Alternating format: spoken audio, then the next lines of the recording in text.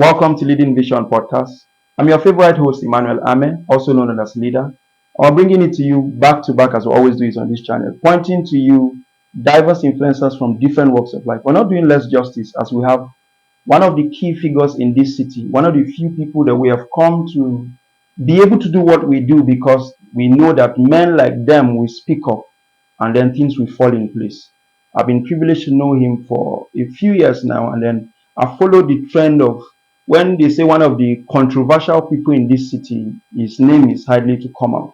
He has a lot going on in this city of Zaria, and we're privileged to have him on Leading Vision tonight.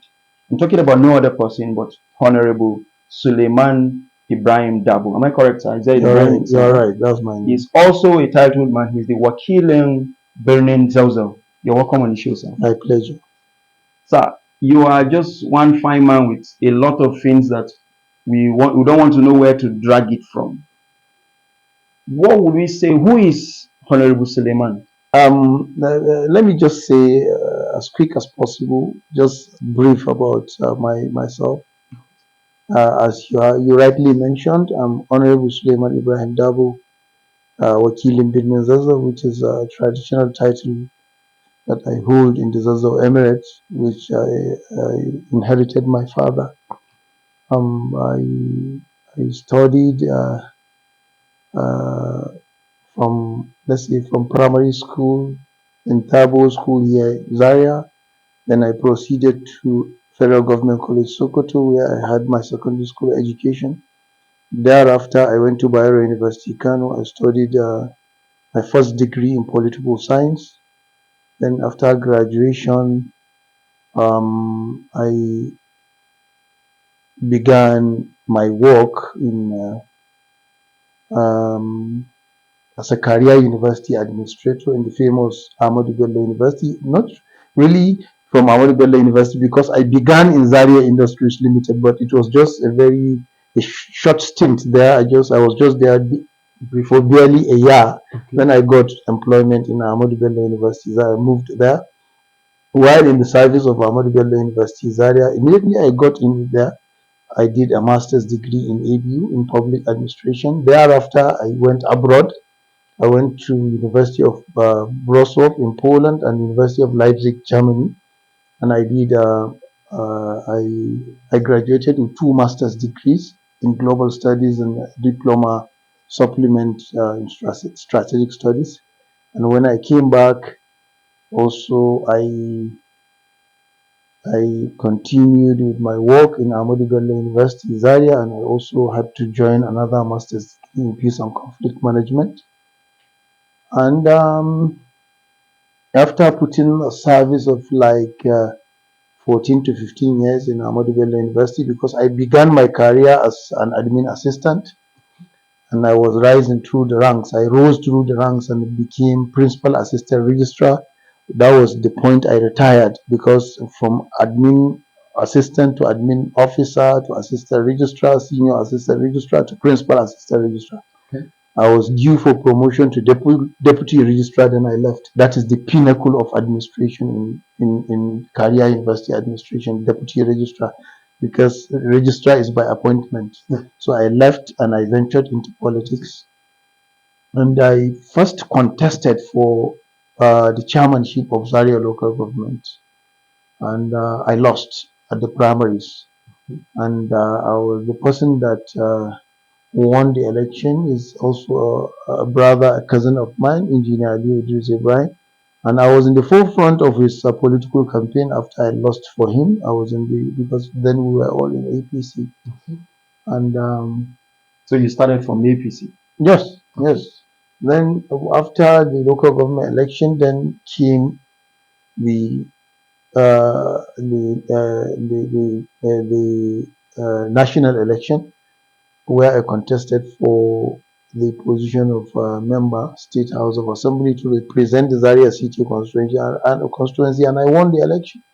So I was in the State Assembly for 4 good years, and in 2023 I contested for the position of member Federal House of Reps to represent the Zaria Federal constituency, but I lost at the general elections. I contested under the platform of Labour Party. It was in 2023 that I exited APC for Labour Party.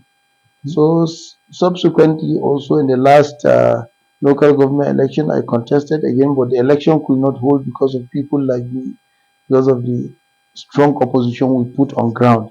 So, and here I am now contesting for House of Representatives under the African Democratic Congress, and I'm married with kids, and I think this is a brief. Well, this is more than brief for me if anybody asks me out there. But then, thank you very much, sir. My pleasure. Now, so you said something. You said when you contested for chairmanship, one of the reasons that you didn't get the opportunity is because of your weight and then some certain things you have put on ground. What would this be? Because of course we have had so many things in Zaria, and then how that the last election we could say almost didn't hold. It didn't. It's not almost. It didn't hold. Now and then because if you want to say there was an election in Zaria, the first question that I will ask you to do is just go and call the chairman of Zaria local government and tell him, just ask him a simple question. With how many votes did you win the election? There will be no answer to that because there were no votes allocation. The only thing they did was just to put a camera to the chairperson of the SECOM, State Independent Electoral Commission, to just say, okay, elections were conducted in the 23 local governments of Kaduna State, and all the seats of chairmen, 23 local government chairmen, were won by APC, and also the 255 wards were all won by APC for the first time in the history of Kaduna State. Wow. For the first time. There was never a time when an election held in Kaduna State and the whole seats were won by the ruling party. Never in the history. Even during the times of PDP, never in the history of Kaduna. If you remember under Malam Nasir El-Rufai, even Abga had councillor in southern part of Kaduna. And there were local governments where the opposition PDP had members, including the last local government election that was held under Malam in the neighborhood here. Soba local government, PDP won and it was given to them. But here we had a situation whereby there was no election and there was open day, broad daylight political robbery. That was what happened. It's as simple as that. And so what did your likes do about it? Did you just... Well, the thing we did was we had to sit as a party because then I contested under the platform of PDP. So we reported the issue to the party and the legal department of the party. We had to sit down. We sat down. We made an analysis, a review of the situation. We looked at the loopholes and we took the matter to the court. Or rather, the party took the matter to the court. But today, I don't know. I can't say anything because there was no any feedback up to the time we left the party. Till today, nobody said anything to me. The only thing at some point I was hearing that the lawyer of PDP was going to the court, this and that. It was just stories. So till now, nobody can accurately say that this is the actual situation. Yes. Wow. So throughout your journey in politics, what would you say is your opinion from your own lens now with the ongoing in this nation? Especially now, okay, I wouldn't want to now ask why you left the party because I am not a party person like has been preached and is. So will you also say you're not a party person? Well, I'm a party person, but you see, when you are politically savvy, in every decision that you are going to take, the voice of reason will always prevail, especially in the context of our society, where you have so much level of injustice and lack of level playground for the diverse participants in the political system and the political process. For example, in every sane democracy where you have real democracy, where there is internal democracy in every political party, if you look at developed climes, you'll see that at the level of primary election, if there is going to be a political contest between me and you, they allow it to go fairly. Fairly in the sense that they would allow the larger voting populace or the larger voting populace within the party, because depending on the type of primary election that is going to play out, maybe if it is something that is we call in Nigeria direct primary election, then you have card carrying members of the larger voting populace may come from the society. But if it is the indirect election where you have the ESCOs, executives of the party, voting for the candidate they like. So, but you find a situation whereby in a political party where you contributed immeasurably to that political party, just because somebody who has the control of the party apparatus you are not in his good book, he will try to stop the political process from taking its natural course by creating a situation whereby that type of election will favor the candidate, maybe you as against me because I'm not in his good books. Let me just give you a slight example. What actually led to my exit from APC in 2023 was that kind of injustice. Okay. If you remember, there were some electoral reforms, some amendments in the electoral law during the time of President Muhammadu Buhari. We were so relaxed that the election was going to be indirect. Suddenly, there was a change in the whole process. They said it was going to be indirect, but it's going to be delegates. It was still indirect, but delegates, not ESCOs. And those delegates were created by the structure of the political parties or political party under the influence of influential people within the party in APC. For example, in my own case, delegates were more or less created by the serving speaker now. Okay. Because it was in 2023 that we parted ways. We were moving together, but they created the delegates, but they never gave me the opportunity to even make an input in that. And after even creating the delegates, I still said, okay, I was still going to contest. But to give me access to the delegates, it was a problem for me to even interact with them. And that is your right. Of course, it's my right. These are people that I expected to vote for anybody that put himself forward for election in that political party. But you are saying, no, we need to monopolize them. They took away their phones. They were hiding them. Because they never wanted me to. Maybe they know that if they had given me that access to them, it will be a different story. So these are some of the things. So when you subdue internal democracy in a political party, your presence will not be wanted. Naturally, you are destroying that party, and that party is naturally going to collapse. And you can see the same situation playing out in their primary elections now that is direct. Yeah. The overbearing influence and control of governors in this political party, in APC, they are just anoint. Me and you are in contest.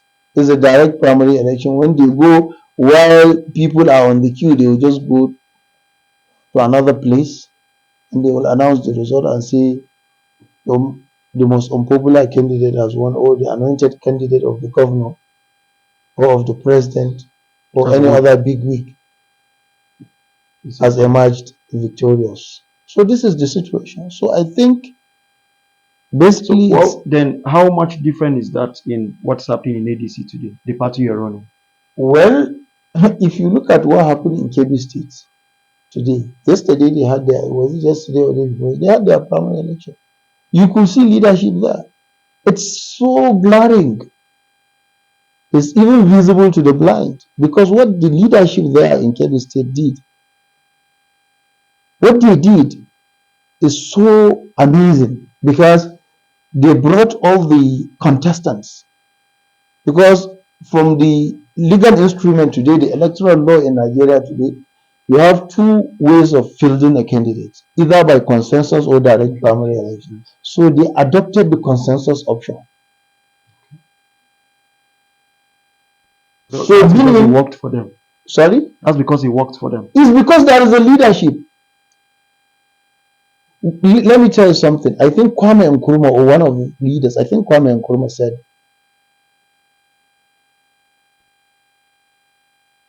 absence of,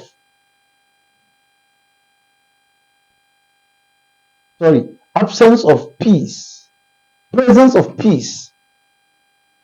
Sorry, I've forgotten. He was trying to say that absence of peace, absence of injustice, no, absence of peace does not mean presence. No, absence of, I forgot. I think what you was trying to say. Let me put it. I can't remember. Let me just put it in such a way that where there is peace in a society,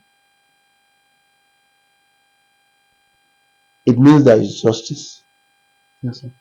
It's not that there is no crisis. Of course. That is what he is trying to say.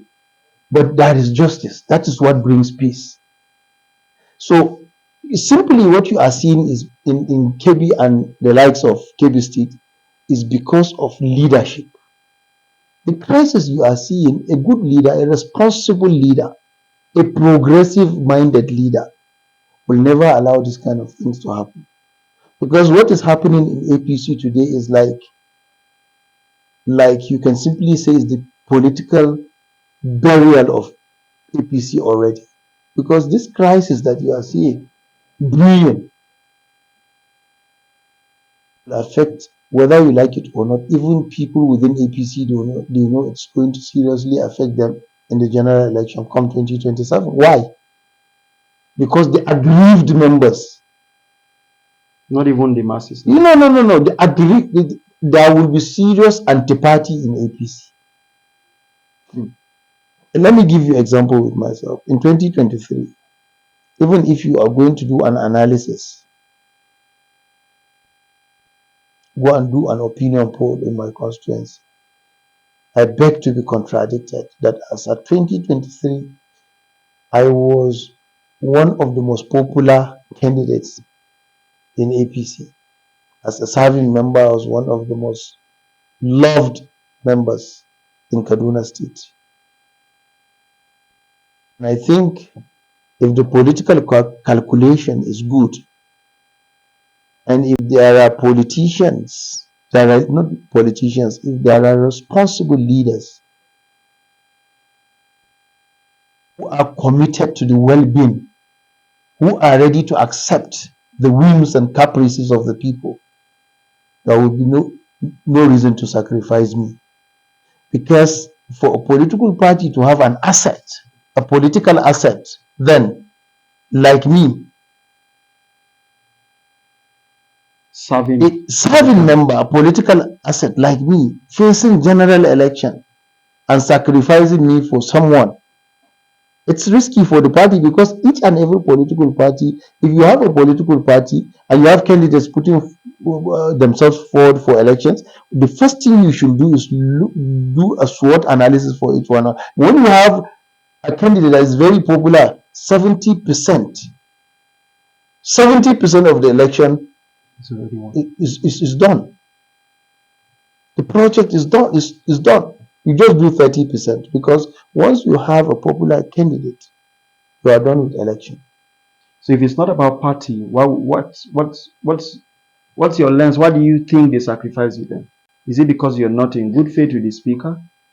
Or no, not necessarily. We were really in good. Well, I don't want to dwell into that because it is a very complex situation that has a kind of multiple dimensions. I don't want to, but actually, I just want to tell you that there was absence of leadership and there was absence of reason. Reasoning was so political reasoning was so low, because if at all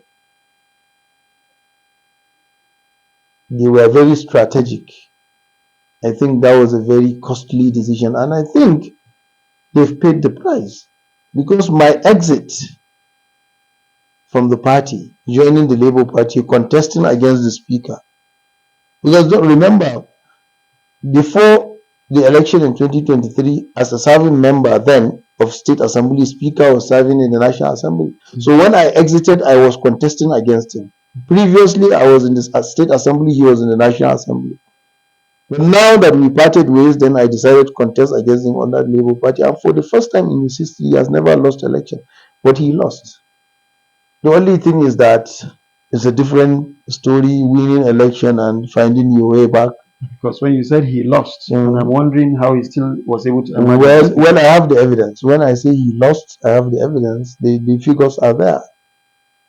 Unknown to the Cardinal State but he was given, and me and the other person, the other opponent, his opponent from the PDP, because I was in the Labour Party. Then Honorable Musa Indabo was in PDP. Both of us went to court to challenge. We went to the tribunal to challenge the election. But at some point, Musa Indabo withdrew from the litigation. He withdrew from the court, and they did out of court settlement. But for me, I went till from the what do you call it, from the tribunal to the appeal court. My case was thrown away, and he was given the seat. So I had no reason to question that, because I went to the Temple of Justice and they said they've given him the election. So I took it in good faith. But from the records we have on ground in terms of the election, and those records motivated us to go to the court.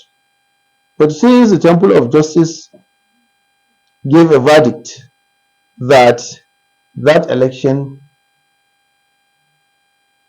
was has been given to him, who am I?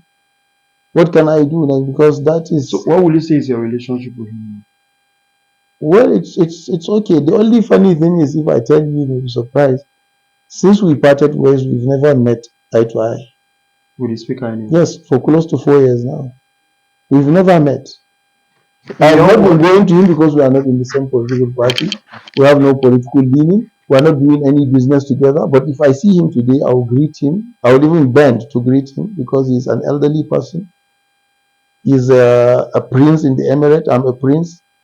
He's a title holder. His title is senior to mine. He's my older brother, and we even have a blood tie. Okay. So, Zaria City has been constructed by him. I don't know which roads you are talking about. When every road, you say roads and street light, they say is the speaker that. Well, it is easy to say that, but with reference, what are the facts you can allude to say that all those things that have been mentioned by the people you meet, likely maybe they are his associates, to say that those roads and street lights have been placed there by him. So it's not? No, I wouldn't say it's not, but I want reference.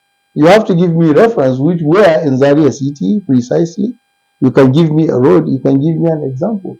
Look, I contested against him, and God in his wisdom gave the seat to him, and today he is the speaker.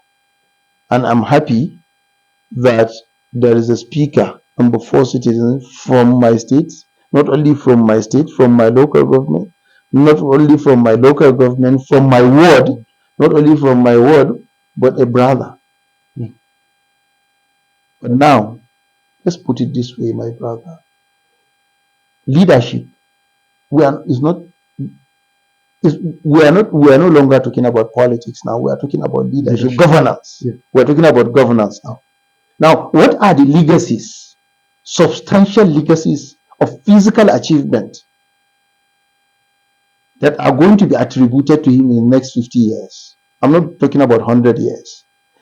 Substantial legacies of physical achievement that people in the next 50 years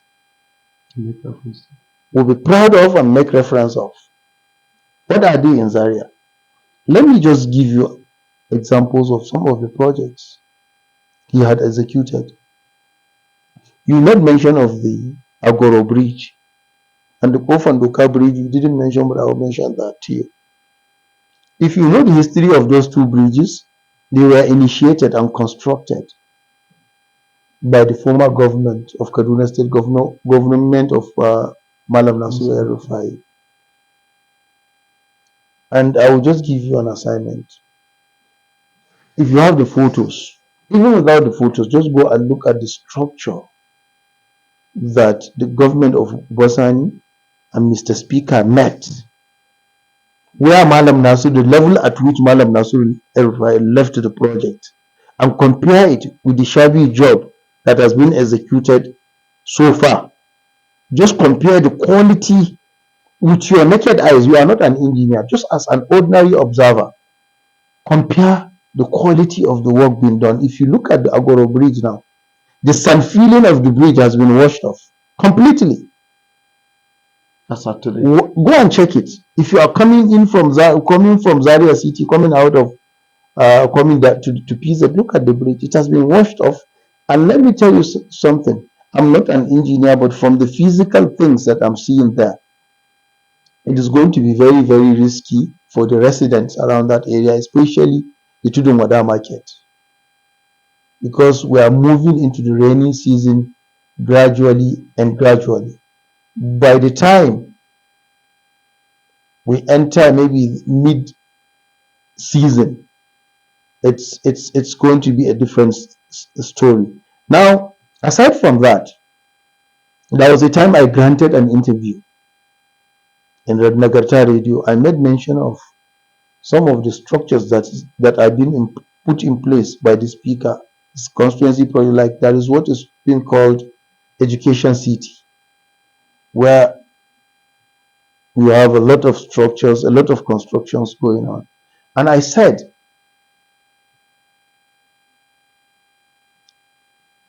my fear is most of those buildings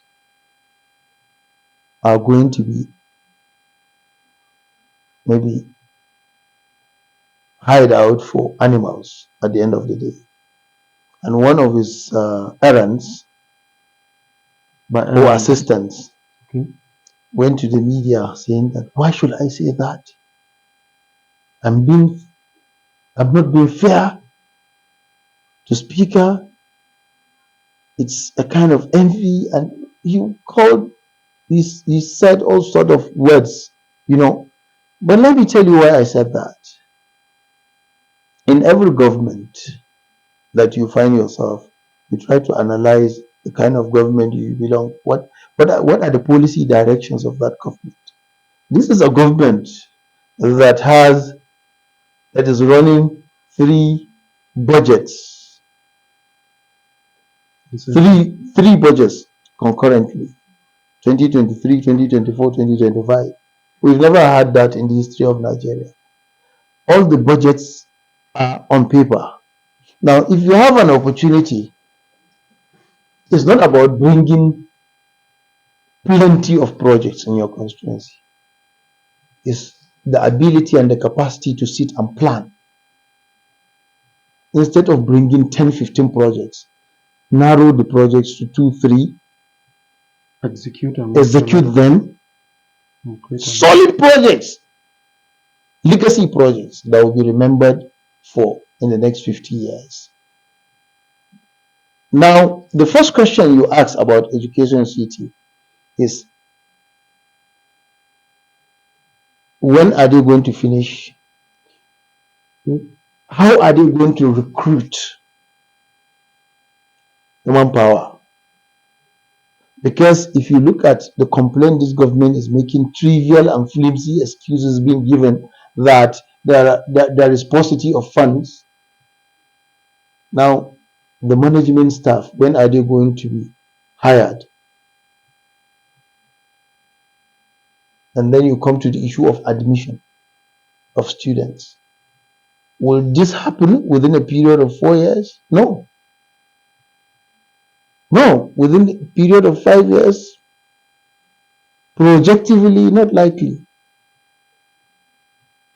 Now, there is another project in Kofangayang where he's building a new school of Federal College of no, Education. not Federal College, School of Health. Is there domiciled in, it's been constructed inside Gambosa Harbour Hospital. Now, you have another School of Health in Tidumwada, ABU Teaching Hospital. If I were him, I would do it differently. That money that I'm using in constructing a new one, I will invest it in the existing one, expanding it, providing laboratory equipment, building maybe new laboratories, building hostels, and that will give the room for a better accreditation. That will also, by and large, give room for increase in the number of people to be admitted in the school, and that will give you room as a speaker to sponsor more people, more students from more people from your constituency, and give them even 100% scholarship for the period of their studies, be it 2-3 years or so, as the case may be. So these are the kind of things that we expect to see. But tomorrow, 2027 is by the corner. By the time we get to 2027, and you know how National Assembly is, God can give him second term as speaker, but it's highly unlikely because that is a tradition in politics. Today, if he is the speaker from Kaduna, even if the seat is going to be zoned back to Northwest, and he wants to vie for it, you definitely know that there are his colleagues that from Northwest that also want to be speaker. They want to be speaker too. The way he so I think if he is not able to grab that seat again for the second term, how do you expect all these projects to be completed? They will be abandoned. So this is my line of argument. It's not that we are happy. We want to see development, want to see progress in our community, in our society. Well, I would say thank you very much. Our time is fast spent, but then in closing, there's something I still wanted to say. What will you have done differently? Tomorrow is primaries for the ADC, you're running for House of Rep. Should you get the office, the seat, what will you do differently? Stakeholder engagement, what I plan to do, and this is a challenge and a message to all potential lawmakers, aspirants that are vying for these positions, that is, be it at the State Assembly, especially and particularly to the National Assembly, because the opportunities there are bigger compared to state assemblies. Because in National Assembly, you have constituency projects. Stakeholder engagement. The first thing you must do is identify the critical stakeholders in every ward. We have 13 wards in Zaria. Come up with committees in all the wards. Each ward should have a committee consisting of the polling unit agents, elders within the community, maybe even traditional rulers, where you engage them and define their need. Most politicians today, if they get in there, what they do is, for example, this is part of Sabangari Federal Constituency. You wake up one day and just see street lights passing through here, you don't know. But as a member of this community, if you know the leaders of the party at the polling units, maybe the traditional ruler, the village head or ward head, if you go and engage them and say, how did this thing come to your place? They will just say, it's a member of Federal House. But if he had interacted or engaged them, they will have told him, no, they will have told him that we have a priority of needs. We have our preference, and we have to use the scale of preference and say, okay, what we require here is not street lights. What we need here is borehole, or we need this road, if you can do it. Then you can, before going for any budget, you must have defined and you've gotten the information of what your people need, not what you want to do. So that is what I want to do differently. I will make sure that whatever I'm bringing to my constituents is what they request for, not what I want.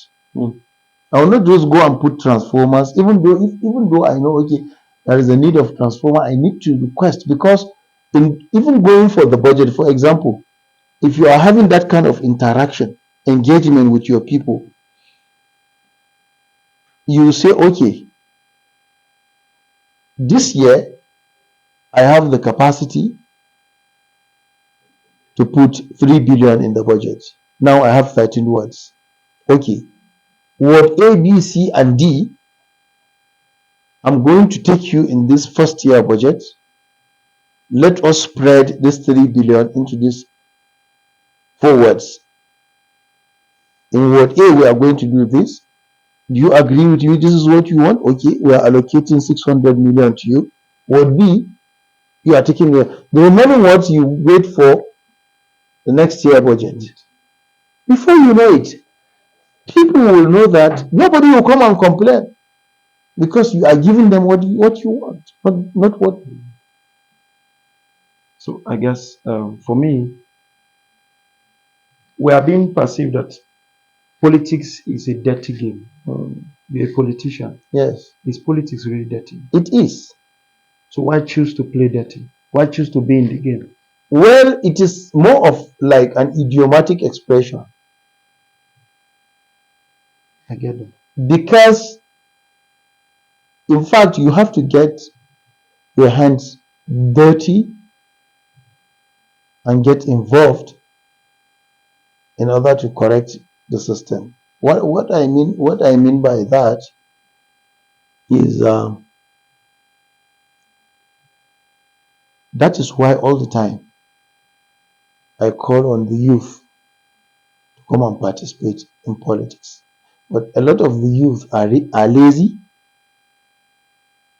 and they feel and they think they'll just sit down at home and somebody will come and take power and give it to them. Nobody will do that. Whoever you see in the corridor of power, majority of them must have fought for it and they got it. And if you do not come in and participate, take part in the political process, you can never take charge of political events in the governance itself, because you have to take part in the process, then you push those old people out of the system. Because if you are part of the system, you get the mentorship, you get the resilience and the perseverance and endurance of what you are going to experience. So it's a dirty game that you see all kinds of things, blackmail, betrayal. But if you have the good intention and you have a vision and passion for development and progress, and also for liberation of the downtrodden masses, you persevere and endure and you get there one day. It's about patience. But it's not easy. Especially navigating in the murky waters of Nigerian politics is not easy. It's not. It's not. So this will be your advice to as many Yes, young people. people must compact. That is why if you look at my movement, you see a larger chunk of people around my movement are youth. I always give them the motivation. I mentor them. I bring them closer to me, because I don't want them to go away from it. But then the major problem with the youth of today is political avarice, By that you mean materialism.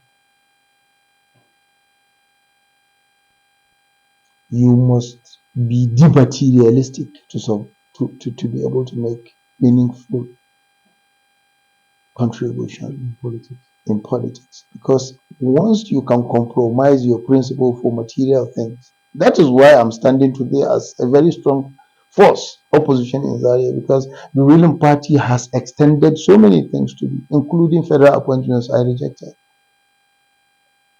Why? Because I stand for my principle and I feel that I cannot be part of this mess, because APC today is a mess. APC, the current government has disappointed Nigerians. It has betrayed Nigerians. And it is unfortunate and very sardonic. Very, very sad. At this point, I would want to draw the curtains from this lens. We hope to have the privilege of, because I know there is so much that you still want to, but then we hope that we'll have another opportunity to have you talk to us like this again. And we hope that we'll see you on that seat, because you have done so much in one person, be particular of what you do in this city, and we hope that you get this office. And so I think congratulations in advance is important, because for primaries, that means you can knock it off, correct? By the special grace of His power comes from God. I hope and pray that I'll get through. And you are vying for this office because I now learned that you can just vie for office not because you want to be there. Yes, for service. For service. Yes, for service. Just like I told you before in one of our interviews, I told you I can vie for a councillor if people say they want me for councillor. It's about community and service. It is here in our climb that people see you as like when you go for a councillor, looking at your status like it's like a political or something like a relegation. You've relegated yourself. It is not so. It's about service to the people. It's not about the position. What can you offer? And these are the kind of things that we want to be seen in our society to give motivation for our young ones that are coming up, because when you view leadership from the position of class and status, that I'm so person, I cannot go for that, then I don't think it's a good political culture. We need to give this kind of positive political culture. Let us program the minds of our youth with progressiveness and positive mindset. Yes. Thank you very much, Honorable Suleiman. We look forward, and we pray that God grants you this heart desire. My pleasure. And then we look forward to seeing you put those things in place like you've always put them. By the special grace of God. Thank you very much. My pleasure. Thank you.